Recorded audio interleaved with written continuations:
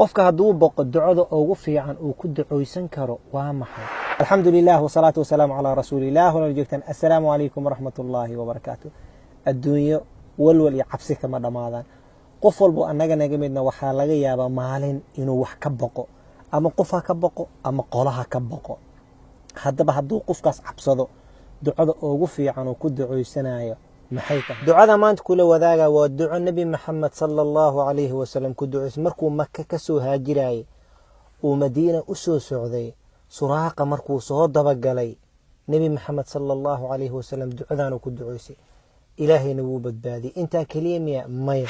waxaa kaloo ku duceystay gulaamkii xadiithul gulaam, ama yarkii ninkii boqorka rabay inuu dilo, yarkii muslimka ahaa. ducadu ku duceystay uu ilaahay ku badbaadiyay waay nabi maxamed sallallahu calayhi wasallam. ilaahay wuu ku badbaadiyay. yarkaasna 3 mar rabay in la dilo, ilaahay ka badbaadiyay. haddaba ducadaas qiimaha badan maxay tahay? ducadan waxay ku jirtaa saxiix muslim, waa ducaadu gaaban. allaahumma kfiniihi bima shi'ta. waa hadduu hal qof yahay. hadday badan yihiinna waxaa leedahay allaahumma kfiniihim bima shi'ta. ilaahayow iga kaafi dhibkooda iyo waxay ii soo wadaan, iga kaafi. allahu akbar. yaa weydiisanaysaa? allah awooda badan ayaa weydiisanaysaa. allaahumma kfiniihi bima shi'ta hadduu hal qof yahay. hadday koox yihiin allaahumma kfiniihim bima shi'ta.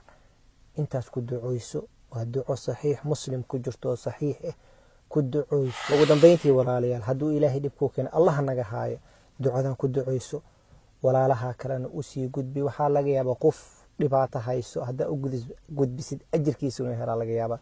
berrina insha allah waxaa idinla soo wadaaga duco kale. sometimes haddaa interview leedihid, muqaabala leedihid, oo ka baqays dadka inay ku dhibaan, duca ku duceystaan, berrina soo gudbin doona insha allah tacaala.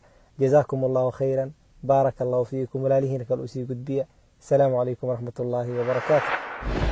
لا إله إلا الله محمد رسول الله. لا إله إلا الله محمد رسول الله.